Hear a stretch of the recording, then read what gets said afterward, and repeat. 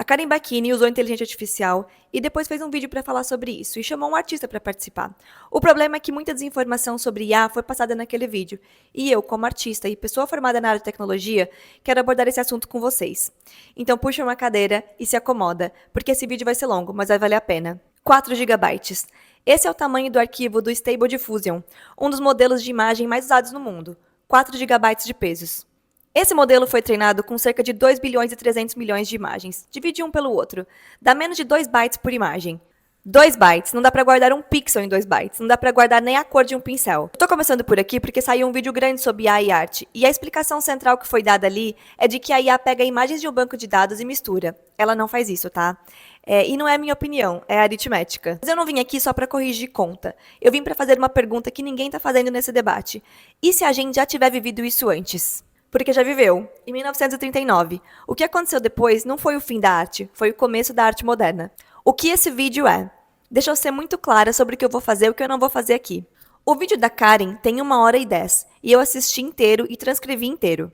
Desse tempo todo, menos de 1/3 é sobre como a IA funciona. O resto é um pedido de desculpa pessoal, um relato de assédio que a criadora sofreu e uma conversa sobre técnica de aquarela e sobre tracing. Eu não vou falar sobre nada disso, tá? Não vou comentar sobre pedido de desculpas, não vou falar sobre reembolso e não vou entrar no relato de cancelamento, que aliás eu detesto. Nesse vídeo da Karen, cerca de 20% do tempo é o pedido de desculpas, 30% é a explicação técnica sobre IA, 15% é o relato de cancelamento, 25% é ela mostrando o portfólio e falando de técnica de desenho, e uns 10% é lógica, reembolso, esse tipo de coisa. Meu assunto aqui é um só.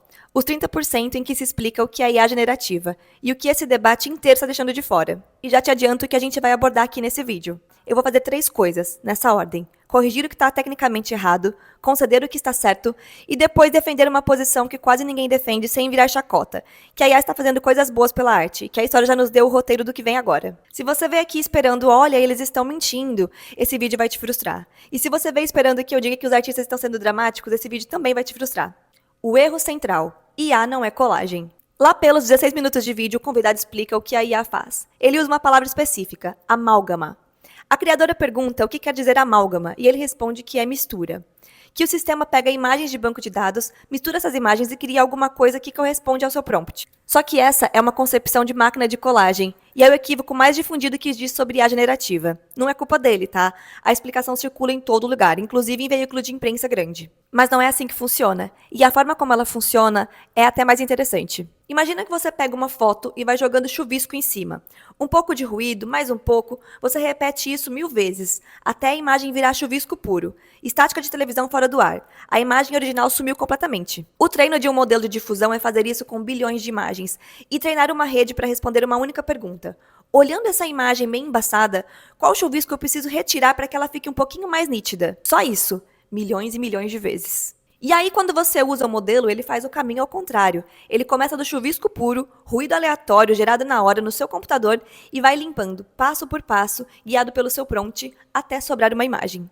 O ponto que muda tudo é esse. O ponto de partida da geração é ruído criado na hora. Não é a imagem de ninguém. Não tem imagem de origem sendo puxada. Se você ainda achar que tem imagem guardada em algum lugar, tem um teste que qualquer um pode fazer. Baixa o Stable Diffusion, desliga a internet, tira o cabo da tomada. Ele continua gerando imagem. Se ele estivesse consultando um banco de dados, isso seria impossível. Não tem banco de dados. Tem um arquivo de 4 GB com números dentro, e esses números não são imagens. São parâmetros de uma função que aprendeu a tirar ruído. Agora vem a parte importante, e eu preciso que você preste atenção nela, porque é o que separa esse vídeo de um vídeo de defesa de IA. Corrigir isso não apaga o que os artistas estão sentindo. A descrição factual do convidado da Karen está correta. O trabalho de artistas foi usado, sem pedido de permissão, sem crédito e sem pagamento, para construir um sistema que hoje compete com esses mesmos artistas. Cada uma dessas 4 coisas é verdade. As imagens não são guardadas dentro do modelo, mas elas passaram por ele. Cada uma empurrou os pesos um pouquinho. Sem aquele acervo, o modelo não existe. Mas repara numa coisa. Eu acabei de descrever, palavra por palavra, o que acontece com todo estudante de arte que já existiu. O trabalho de outros artistas foi usado, sem pedido de permissão, sem crédito e sem pagamento, para construir alguém que hoje compete com esses mesmos artistas. A frase é idêntica, e ninguém nunca chamou isso de antiético. Guarda essa observação, porque ela é o eixo desse vídeo e eu vou voltar nela com mais calma lá na frente. Descrição factual e julgamento moral são coisas diferentes. A descrição está certa, o julgamento que colocaram nela é o que não se sustenta. E é por isso que corrigir o mecanismo importa. Um argumento apoiado numa explicação falsa é um argumento frágil. No dia que alguém provar que não é colagem, e é fácil provar, a plateia joga fora o argumento inteiro, junto com a explicação. Corrigir o mecanismo não é enfraquecer a causa dos artistas, é tirar dela a munição que ia explodir na mão. Treino não é geração. Essa distinção não aparece uma vez sequer no vídeo original, e ela é a razão da metade da confusão pública sobre o assunto. São dois momentos completamente diferentes. O treino acontece uma vez, leva meses, custa milhões em computação, e é nele que bilhões de imagens são lidas. É aqui que mora a questão do consentimento. A geração acontece em segundos, no seu computador, e nela nenhuma imagem é lida. Zero. É aqui que mora a questão da autoria. Quando você mistura as duas coisas, você produz duas frases erradas, em direções opostas.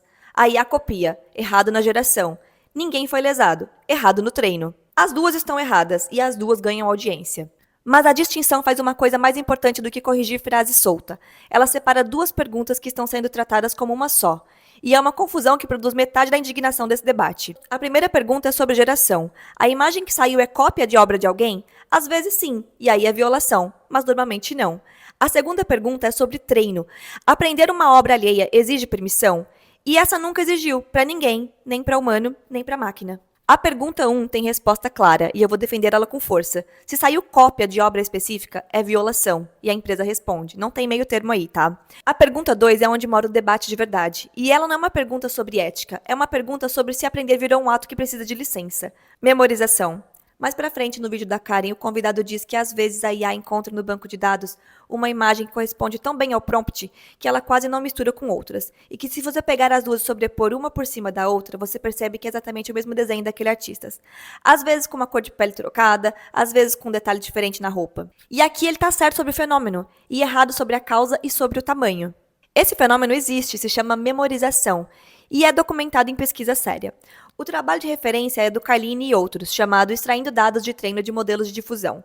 Os pesquisadores conseguiram extrair do Stable Diffusion imagens quase idênticas a imagens de treino. É real, é reproduzível e é um problema legítimo. Mas olha só o tamanho.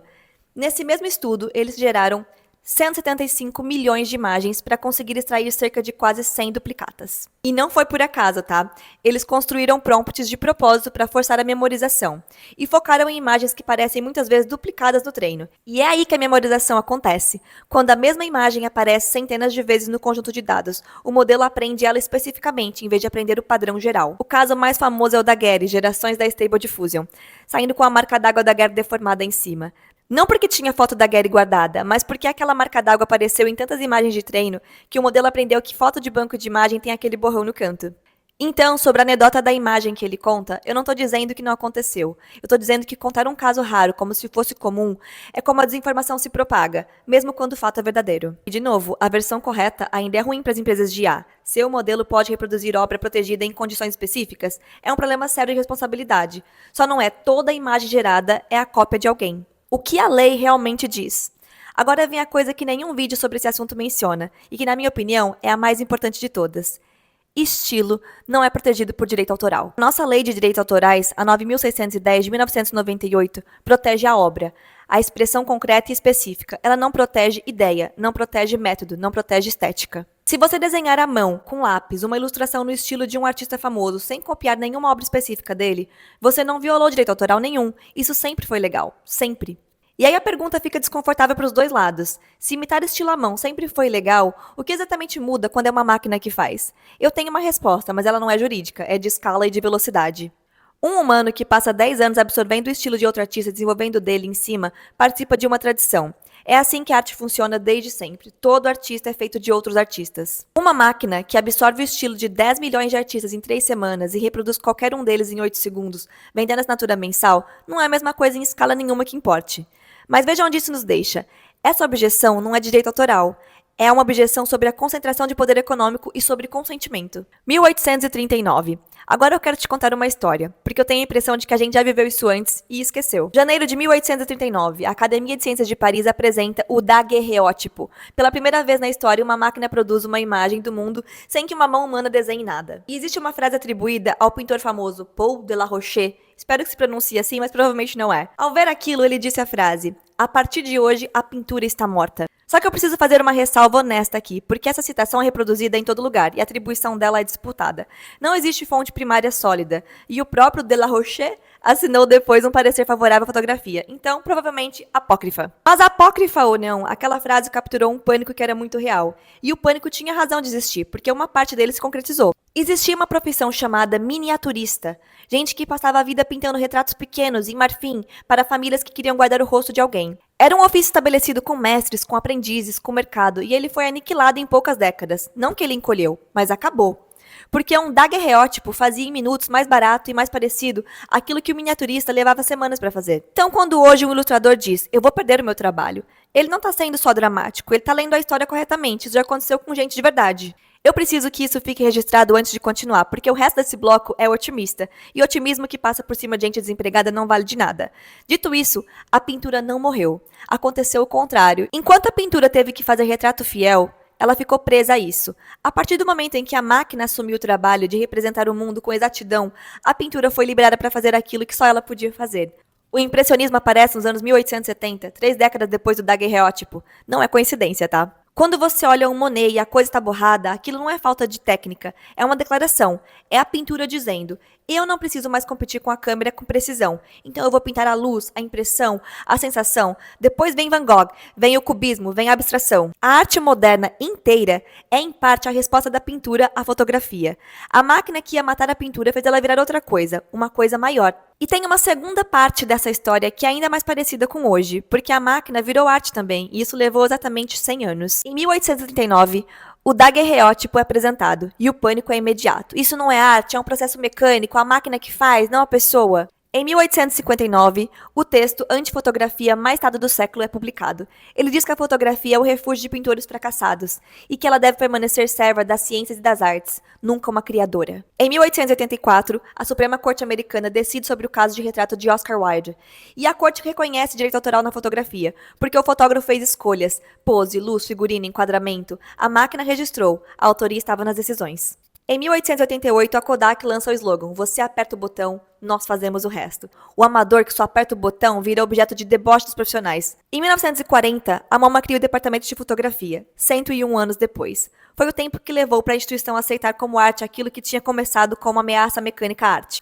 Olha o caso de 1884 de novo, porque é literalmente a discussão de hoje. A pergunta era, existe autoria quando uma máquina produz a imagem? E a resposta da corte foi, existe. Se as escolhas humanas ali forem legítimas, a máquina registra, o autor decide. Essa é exatamente a pergunta em cima da mesa hoje. E é bom saber que não é a primeira vez que a humanidade tem que respondê-la. E não foi só a fotografia. Esse padrão se repete tantas vezes que fica até engraçado. Em 1906, John Philip Sousa publica um texto chamado A Ameaça da Música Mecânica, dizendo que o fonógrafo ia destruir a musicalidade amadora. Ele estava parcialmente certo. As pessoas, de fato, pararam de tocar piano em casa. E completamente errado sobre o resto, porque a gravação criou a maior economia musical da história. Nos anos 80, sindicatos de músicos fizeram campanhas contra o sintetizador e a bateria eletrônica, com medo de perder o músico de sessão. Hoje, o sintetizador é um instrumento com grandes mestres e intérpretes reconhecidos. Nos anos 90, o sampling virou caso na justiça, e o resultado não foi proibir o sampling, foi construir um mercado de licenciamento. O hip hop não morreu, ele passou a pagar. Em 1990, chega o Photoshop, e dizem que aquilo não é arte de verdade, porque o computador que faz. O aerógrafo profissional desaparece como ofício, e a arte digital vira o padrão da indústria inteira. Toda vez. Pânico, deslocamento real de gente real e depois expansão. E toda vez a comunidade que resistiu no grito perdeu mais do que a comunidade que se organizou para negociar termos. Guarda o caso do sampling, tá? Ele é o único aqui que terminou com os autores originais sendo pagos. E ele terminou assim porque alguém foi para a justiça e forçou a criação de uma infraestrutura de licença. Não porque alguém publicou que era contra. Onde a analogia quebra. Agora eu preciso desmontar em parte o que eu acabei de construir, porque senão eu estou fazendo exatamente o que eu vim criticar, pegar uma parte da coisa e chamar de todo. A analogia da fotografia é boa, mas ela não é perfeita, e o buraco dela é grande. Ela funciona no seguinte, o pânico institucional é idêntico, quase palavra por palavra. O deslocamento de ofício é real nos dois casos. A pergunta se existe autoria quando a máquina faz já foi respondida em 1884. O desprezo pelo amador que aperta o botão é o mesmo desprezo pelo prompt. E nos dois casos a mídia deslocada acabou fazendo aquilo que só ela podia fazer. Mas ela quebra em um ponto, e o ponto é grande. A câmera não foi treinada em quadros. Ela funcionava sem nunca ter visto uma pintura na vida. Você podia queimar todos os quadros do mundo e a câmera continuaria fotografando igual. A IA generativa não. Ela é feita do trabalho alheio. Sem o acervo não existe modelo. E aí a diferença fica brutal. O miniaturismo foi vítima de um efeito colateral. O ilustrador é matéria-prima. E ainda tem mais duas quebras. A fotografia criou uma profissão nova, com mercado de trabalho próprio e escola própria. Se o prompt cria o equivalente disso, a gente ainda não sabe. E a escala e a velocidade não têm precedente em nenhum dos casos históricos que eu citei. Essa diferença é séria e é real. E é por isso que eu não vou fechar esse vídeo dizendo calma, é igual a fotografia, vai dar tudo certo. Não é igual. Nunca antes uma tecnologia que desloca uma categoria profissional foi construída com o trabalho da própria categoria que ela desloca. Então, o que a história me dá, honestamente, não é uma garantia, é outra coisa. E é mais útil. Ela me diz muito sobre recepção, muito sobre deslocamento, muito sobre o que acaba virando arte. A arte não acaba. A mídia deslocada se reinventa.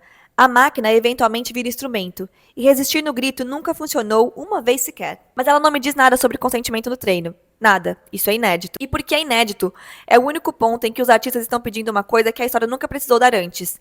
Eles não estão errados em querer condições melhores. Estão errados em achar que o caminho é proibir o aprendizado. E é exatamente isso que eu vou destrinchar agora. Mas calma. Como que o artista aprende? Eu acabei de te dar o melhor argumento contra a minha própria posição. A câmera não foi treinada em quadros. A IA foi. Agora eu vou desmontar ele, porque essa objeção parece definitiva, mas ela não é. Vamos começar com uma pergunta simples. Como é que um artista aprende a desenhar? Ele olha o trabalho dos outros, ele copia, ele estuda o traço de quem ele admira, tenta reproduzir, erra, tenta de novo. Ele passa anos absorvendo milhares de imagens feitas por outras pessoas, até aquilo virar repertório e sair pela mão dele como se fosse dele. E agora a pergunta que interessa. Quantas dessas imagens ele licenciou? 0. Nenhuma. Ele não pediu autorização para o autor de nenhuma delas, não pagou direitos autorais, não mandou e-mail perguntando se podia estudar aquele sombreado. Ele simplesmente olhou, observou e usou. Calma, que isso não é uma acusação, tá? Esse é o único jeito que existe de aprender arte. Sempre foi, em toda a história da humanidade, em toda a cultura, em todo o período. A Academia de Belas Artes é construída em cima disso. Cópia de mestre é exercício formal, com nome próprio, ensinado em sala de aula. É fácil você encontrar estudantes em um museu sentados na frente de um quadro, copiando aquele quadro, com autorização do próprio museu, porque isso é considerado formação, não furto. Todo mangaka aprendeu desenhando personagens dos outros. Toda escola de animação passa por reproduzir o traço alheio. Todo ilustrador tem uma pasta de referência cheia de trabalhos que não é dele. E olha só que curioso, o próprio vídeo da Karen que eu tô comentando defende isso. O convidado da Karen, que é artista e veio ali representando a comunidade artística, explica com todas as letras que fazer tracing é comum dentro do processo profissional. Ele diz que criança passa pela fase de contornar por cima de desenho que gosta, que artista iniciante às vezes acusa, mas que nenhum artista experiente acha que isso descaracteriza o trabalho. E ele tá certo, ele acabou de descrever aprendizado por trabalho de absorção alheio, sem licença nenhuma, como prática normal e saudável. Ótimo, eu concordo com isso. Guarda isso. Porque agora eu quero fazer a pergunta de verdade desse bloco. Se o humano faz exatamente isso e a gente chama de formação, por que quando a máquina faz, a gente chama de roubo?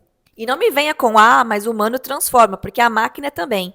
Ninguém está defendendo cópia idêntica aqui, e eu já falei sobre memorização lá atrás, e vou repetir no final. O que eu estou perguntando é sobre o ato de aprender, de olhar milhares de obras e extrair dela padrão, estrutura, vocabulário visual. Porque isso, no direito, tem uma resposta, e a resposta é antiga. Estilo não é propriedade de ninguém. Eu já disse isso, mas agora ele pesa diferente. Direito autoral nunca protegeu o estilo. Isso não é uma brecha, não é uma falha da lei, não é uma coisa que ninguém pensou. É estrutural. Porque se estilo fosse propriedade, não existiria impressionismo. Existiria um impressionista e ninguém mais poderia seguir aquele estilo. Não existiria mangá, não existiria escola nenhuma de arte, porque a escola artística é literalmente um monte de gente compartilhando linguagem visual. Não existiria gênero. A história da arte inteira seria uma corrente de contratos de licenciamento. A lei permite aprender com o que você vê. Essa regra protegeu absolutamente todo artista vivo hoje enquanto ele estava se formando, sem exceção, inclusive os que estão indignados agora. E aqui chega a parte que eu acho mais difícil de responder do outro lado. Tem uma parte do vídeo da Karen que o artista convidado mostra uma ilustração que ele fez e explica que o acusaram de usar IA. O argumento dele é: minha arte parece coisa de IA porque a IA aprendeu comigo e aprendeu com artistas que me formaram. Ele cita o Gabriel Piccolo, que é brasileiro e virou prompt. Ele diz que todo mundo que se inspirou no Piccolo ou que inspirou o Piccolo entrou no mesmo balaio de acusação. Ou seja, ele está dizendo o seguinte: semelhança de estilo não prova cópia. E ele está certíssimo, é um argumento excelente, é a defesa correta. Agora segura, porque tem outro momento. A criadora é acusada de ter pedido para a IA imitar uma ilustradora específica. Ela nega e diz que as referências dela são outras. E aí o convidado responde uma coisa que, na minha opinião, é a frase mais importante daquele vídeo inteiro, e ninguém percebeu. Duas artistas humanas que nunca se falaram, que não copiaram uma da outra, produzem trabalho parecido. Por quê? Porque beberam das mesmas fontes. E é isso que é apresentado ali, corretamente, como normal, como um funcionamento saudável da arte. Então a régua está posta, por ele mesmo, dentro do vídeo dele. Duas humanas, mesmas influências, resultados parecidos. Isso é como a arte funciona. Máquina, mesmas influências, resultados parecidos. Isso é roubo.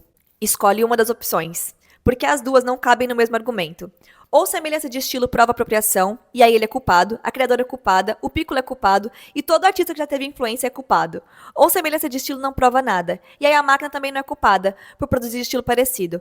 Não dá pra usar a regra de absorção em si mesmo e a regra de condenação na máquina. Eu quero deixar uma coisa bem clara, eu não tô acusando o convidado de má fé, tá? Não tô. Eu acho que ele nem percebeu que disse as duas coisas. Exatamente por isso que eu tô fazendo esse vídeo, porque essa contradição tá no debate inteiro, e ninguém parou pra olhar pra ela. Então isso é antiético ou não? Chegou a hora de responder isso de frente, porque é a pergunta que tá na cabeça de quem tá assistindo desde o começo. E a minha resposta é: a palavra ética tá sendo usada para carregar duas coisas completamente diferentes. Quando você separa as duas, uma some e a outra fica maior.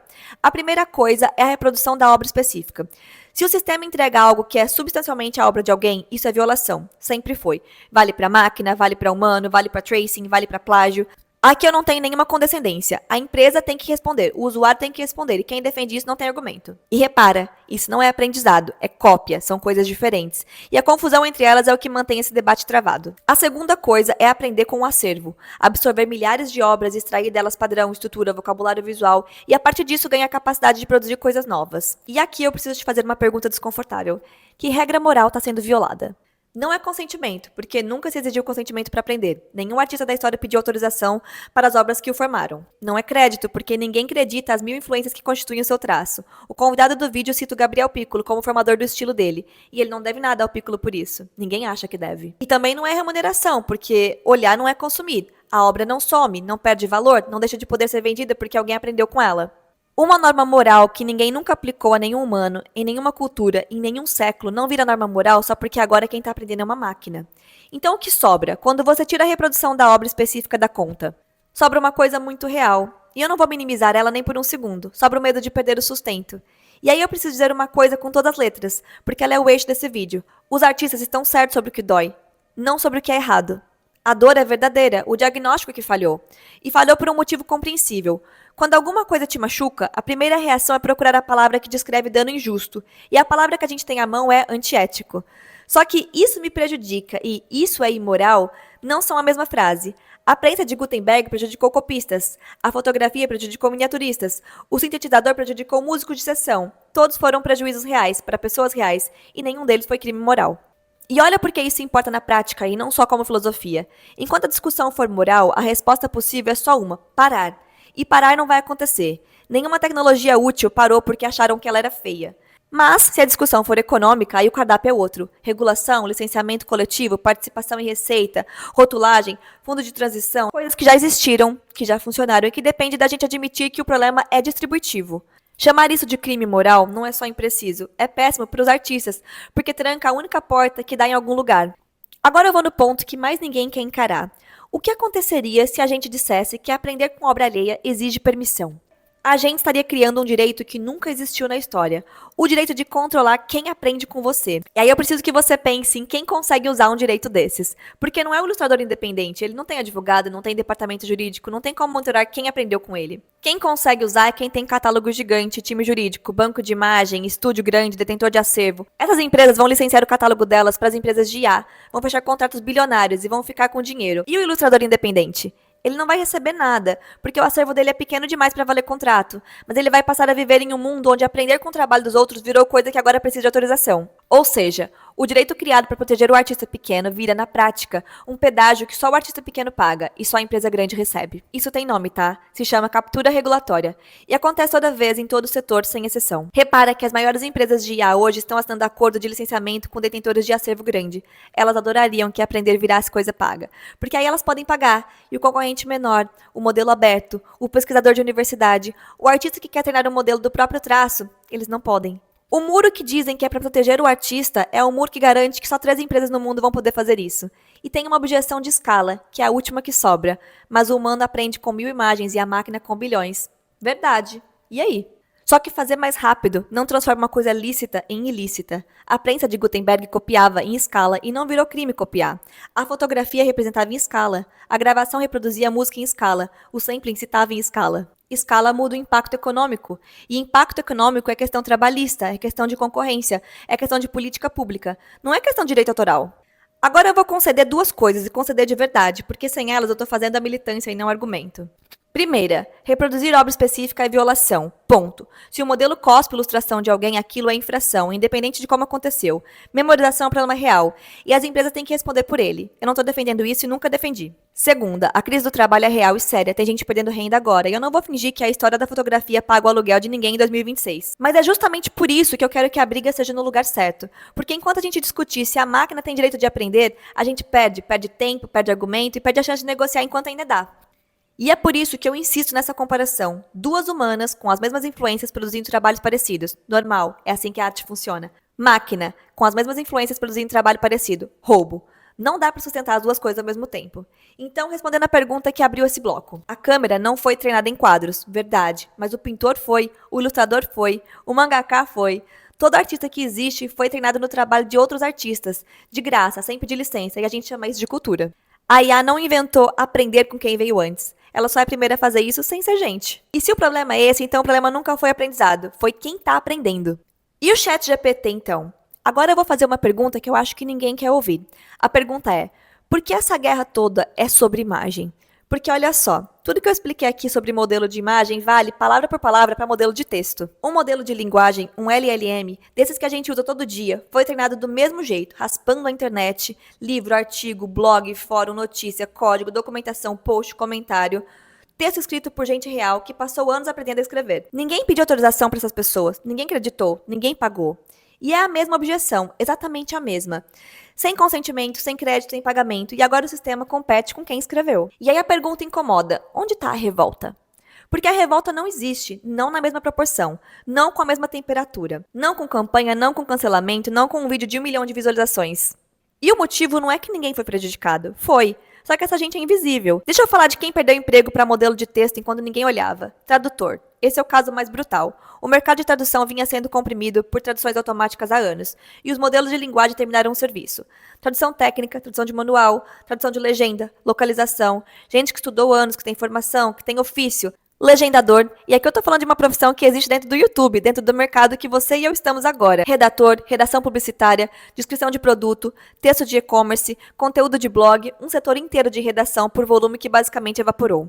Atendente de suporte, e esse é gigantesco no Brasil, é emprego de entrada de muita gente. Programador júnior, aquela tarefa repetitiva que era como se aprendia a profissão e que hoje é gerada. Ou então o transcritor, isso era uma profissão, existia gente que fazia isso à mão, ouvindo, pausando, digitando, levava horas, era pago por minuto de áudio. E olha o contraste quando você põe tudo lado a lado. Tradutor, legendador, revisor, redator, atendente de suporte, transcritor. Em todos esses casos, a reação pública foi praticamente nenhuma. Ilustrador, uma guerra aberta. Agora olha essa lista e me responde. Por que a revolta foi essa toda quando chegou na ilustração e quase nenhuma nas outras? Eu tenho 3 respostas e nenhuma delas é confortável. A primeira é visibilidade. Estilo visual você enxerga, você bate o olho numa imagem e diz, isso parece fulano. Semelhança de texto é invisível, ninguém olha um parágrafo e reconhece o revisor. A segunda é organização. A comunidade de artistas visuais é coesa, tem rede própria, tem identidade coletiva, tem alcance. Tradutor trabalha sozinho, transcritor trabalha sozinho. E a terceira é a mais desconfortável de todas. Ilustração tem prestígio cultural, transcrição não tem. Quando um ilustrador é ameaçado, isso vira pauta, porque a arte é vista como identidade, como vocação, como algo sagrado. Quando um atendente de suporte é substituído, isso vira eficiência operacional e ninguém faz vídeo sobre. Ou seja, a indignação não acompanhou o tamanho do dano, ela acompanhou o capital cultural de quem sofreu o dano. E eu acho isso profundamente injusto, não com os ilustradores, mas com todos os outros. Agora eu vou no ponto. Muita gente que defende que treinar IA em imagem é roubo usa modelo de texto no dia a dia. Para escrever e-mail, para resumir, para traduzir, para corrigir gramática, para achar palavra, para escrever descrição de vídeo, para fazer roteiro, para estudar. E eu não tô falando de ninguém específico, tá? Eu não faço ideia do que qualquer pessoa está dando vídeo da cara e deixa ou não de usar. Eu não vou especular sobre a rotina de ninguém. Eu tô falando de um padrão amplo, que qualquer pessoa que trabalha com internet conhece. E o ponto não é chamar de ninguém de hipócrita. O ponto é que a regra não fecha. Porque se a regra é treinar com obra alheia sem permissão é roubo, Então essa regra condena o corretor de texto, condena o tradutor automático, condena a legenda automática, condena a transcrição, condena o assistente de escrita, condena a busca, condena a ferramenta que quase todo mundo usou hoje de manhã. Então só existem duas saídas coerentes. Ou a regra vale, e aí você tem que abrir mão de muito mais coisas do que imagina, muito mais, ou a regra não vale. E aí que a gente tem não é um problema moral com aprendizado de máquina, é um problema econômico, uma profissão específica sendo atingida agora, de forma visível. E eu tenho certeza de qual das duas é verdadeira. Agora, eu preciso responder a melhor objeção contra o que eu acabei de falar, porque ela existe e ela é boa. A objeção é: eu posso criticar um sistema e ainda assim ser obrigada a viver dentro dele. E é verdade, é totalmente verdade. E eu aceito essa objeção inteira, ela tá certa, mas repara onde ela te deixa. Se a sua defesa é: eu uso porque sou obrigado, o problema é como isso está estruturado. Então a sua reclamação não é que aprender com dado alheio é imoral, a sua reclamação é sobre como os ganhos disso estão sendo distribuídos. E isso é exatamente o que eu venho dizendo nesse vídeo inteiro. Bem-vindo ao argumento econômico. É aqui que a conversa fica produtiva. E é aqui que existe solução. E é aqui que dá pra ganhar alguma coisa de verdade, em vez de perder 3 anos discutindo se a máquina tem direito de ler. O que a IA está ajudando a evoluir? Aqui eu tenho que falar um pouco sobre o que a IA está fazendo pelos artistas e que muita gente não comenta. Acessibilidade, gente com limitação motora, com lesão por esforço repetitivo, com condição degenerativa, gente que perdeu a capacidade de executar o traço, mas não perdeu o repertório, nem a intenção, nem o olho. Para essas pessoas, isso não é atalho, é prótese, e esse argumento não aparece em nenhum debate. Escala pequena, desenvolvedor de jogo independente trabalhando sozinho, autor independente, produtor cultural de cidade pequena, gente que nunca teve orçamento para contratar equipe de arte e por isso simplesmente não fazia. O mercado que essas pessoas ocupam não foi tirado de ilustrador nenhum, porque ele não existia. Restauração e arquivo, recuperação de material degradado, acervo histórico, filme deteriorado, foto de família destruída, trabalho de preservação que ninguém ia pagar para fazer à mão, e ferramenta dentro do fluxo profissional, preenchimento, expansão de tela, remoção de objetos, separação de camada. Ilustrador profissional usa isso hoje, todo dia, e isso não substitui ele, encurta a parte chata. Agora a acusação de que prompt não é habilidade. Essa eu quero atacar de frente, porque ela é velha demais para continuar funcionando. Você só aperta um botão e a máquina faz. Essa frase não é nova. Em 1888, a Kodak transformou ela em propaganda. Você aperta o botão, nós fazemos o resto. E a fotografia caiu no colo do amador. O desprezo dos profissionais veio junto. Mas o mais interessante é que quando esse slogan apareceu, a pergunta de fundo já tinha sido respondida 4 anos antes, em 1884. A Suprema Corte Americana já tinha decidido a questão da autoria, naquele caso do retrato do Oscar Wilde que eu falei. E a resposta foi: a autoria não está no acionamento, está nas escolhas, posar o modelo, escolher o figurino, arranjar a luz, definir o enquadramento. E repara na precisão da decisão, porque ela importa. A corte não disse que toda fotografia tem autor. Ela disse que aquela tinha, porque ali havia escolhas humanas relevantes. Ou seja, o critério nunca foi o mecanismo. Foi sempre a quantidade de decisão humana envolvida. E esse é exatamente o critério certo para discutir prompt hoje. Ele tem 140 anos. E aí vem a parte mais reveladora de todas. A lei reconheceu a autoria em 1884, e a cultura continuou debochando por mais 50 anos. O MoMA só criou o departamento de fotografia em 1940. Então sirva de consolo ou sirva de aviso. O reconhecimento legal e o respeito cultural são coisas diferentes, e a distância entre eles pode ser de meio século. Qualquer um pode apertar o disparador, mas nem todo mundo faz um retrato que fica anos em um museu. Agora, e aqui eu concedo de novo, isso não significa que prompt e ilustração sejam a mesma coisa. E não significa que quem faz prompt seja ilustrador. Não é e não é.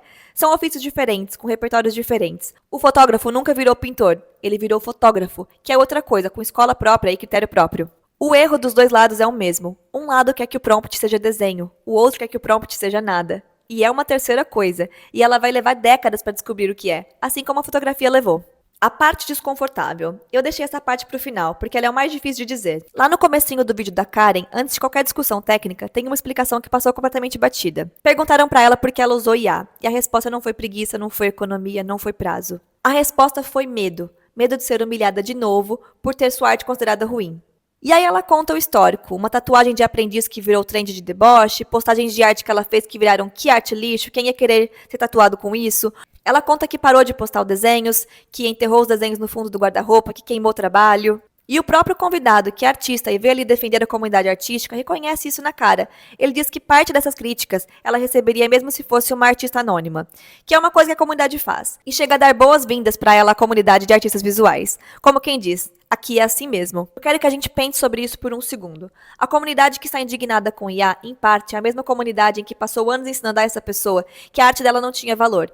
que a régua era técnica, que quem não atinge um determinado nível técnico não merece existir publicamente. E chega uma tecnologia que entrega exatamente aquele nível técnico, e a pessoa usa. Ela não usou IA apesar da cultura da comunidade artística, ela usou por causa dela. E eu não tô dizendo que isso justifica, tá? Ela mesma não acha que justifica, ela pediu desculpa, e a desculpa dela pareceu sincera. E a discussão nem é sobre isso. O erro dela foi apresentar aquilo como autoral. Ponto final. Mas eu tô dizendo o seguinte, e esse é o ponto desse bloco. Se a defesa da arte humana for feita com humilhação de humanos, ela é uma defesa que se derrota sozinha. Porque toda vez que a comunidade destrói publicamente alguém por ter técnica insuficiente, ela ensina que a régua é técnica. E a régua técnica é a única disputa que o humano perde para a máquina. O convidado diz isso melhor do que eu, e é a parte mais inteligente do vídeo. Se a disputa for de quem desenha mais bonito, o humano perde sempre, porque a máquina faz em segundos. A única disputa que o humano ganha é aquela que ele mesmo propõe, a de sentido, de intenção, de história, de vínculo. Então, toda vez que alguém é linchado na internet por ter uma arte feia, quem sai ganhando é a IA, toda vez. O que o vídeo da Karen acertou? O vídeo original acerta bastante coisa, eu não vou terminar sem fazer uma lista. Primeiro, não dá pra saber quais artistas foram usados no treino. Verdade. As grandes empresas não divulgam a composição dos dados de treino. E isso não é acidente, é decisão estratégica. Uma decisão que impede qualquer artista de sequer descobrir se foi usado. Segundo, detectores de IA acusam o humano falsamente. Verdade. É grave e a própria OpenAI tirou do ar o classificador que ela mesma tinha lançado por baixa acurácia. Tem gente perdendo nota, perdendo emprego e perdendo reputação por causa de software que não funciona. Terceiro, tracing sobre referência própria normal. É prática profissional comum, e ele tá certo. E aí tem um ponto muito importante do vídeo, que ele mostra uma ilustração que ele mesmo fez e conta que várias pessoas questionaram se aquilo não tinha sido feito por IA. A explicação dele é a seguinte, os artistas que formaram o estilo dele foram muito usados em treinos de modelos, então é óbvio que vai haver semelhança. Só que a relação é inversa. Não foi ele que copiou a máquina, foi a máquina que aprendeu com ele. Ele descreve uma inversão real, o artista humano sendo acusado de imitar a máquina, quando foi a máquina que aprendeu com ele. O que ninguém está discutindo. A minha crítica não é mentiram ou faltou profundidade, então eu tenho a obrigação de mostrar o que caberia naquele espaço vazio. Nem todo modelo foi treinado do mesmo jeito, existe modelo treinado só com um acervo licenciado. Alguns artistas construíram defesas técnicas que alteram imagens de formas quase imperceptíveis ao olho humano, mas que atrapalham o treinamento. Ninguém falou de música, de voz, de texto, de dublagem. A discussão inteira ficou em ilustração. Dublador brasileiro tem a voz clonada, músico tem timbre replicado, tradutor e revisor estão vendo o mercado encolher agora. São as mesmas questões, com urgências diferentes, e essas categorias ficaram sem representação nenhuma. Ninguém perguntou o que fazer, nenhuma proposta concreta apareceu, nem regulação, nem licenciamento coletivo, nem rotulagem obrigatória, nem consentimento prévio por padrão nas plataformas, nem fundo de remuneração. E olha que o caminho já existe, eu mencionei lá atrás no sampling. A música passou por isso, a saída não foi proibir, foi construir infraestrutura de licença. Um vídeo de 1h10 sobre um problema, sem um único minuto de solução, no momento em que a solução ainda é negociável. E para encerrar, vamos recapitular. A explicação de que a IA é uma mistura de imagens de um banco de dados está errada, e 4 GB para 2 bilhões de imagens encerra a discussão. Treino e geração são coisas diferentes. Memorização existe e é rara. E estilo nunca foi protegido por direito autoral. Em 1839, uma máquina apareceu. Decretaram a morte da pintura no papel, e o que veio depois foi o impressionismo, foi a arte moderna, e foi um século até a fotografia entrar no museu. Mas eu não vou fechar esse vídeo dizendo, calma, vai dar tudo certo, porque essa não é a conclusão honesta. Aprender com obra alheia não viola nenhuma norma. Não viola consentimento, porque nunca se pediu. Nenhum artista da história pediu autorização às obras que o formaram. Não viola crédito, porque ninguém acredita às 1000 influências que constituem o próprio traço. E não viola remuneração, porque olhar não consome. A obra não some, não perde valor, não deixa de poder ser vendida porque alguém aprendeu com ela. O que é violação e continua sendo é reproduzir obra específica. Mas isso não é aprendizado, é cópia. E confundir as duas é o que manteve esse debate parado por 3 anos. A ferramenta não é o inimigo, tem gente fazendo arte séria com ela. E um pensamento que eu vou levar comigo, a pessoa daquele vídeo não usou IA por preguiça. Ela usou porque tinham ensinado a ela publicamente durante anos que a arte dela não era boa o suficiente. Se a gente quer defender a arte humana, a defesa não pode ser feita destruindo humanos por arte imperfeita. Porque a régua da perfeição técnica é a única disputa em que o humano perde para a máquina toda vez, sem exceção, para sempre. O que a máquina não faz é ser alguém. A resposta para ela nunca vai ser desenhar melhor. É desenhar como você desenha e deixar que as outras pessoas façam o mesmo, sem medo nenhum.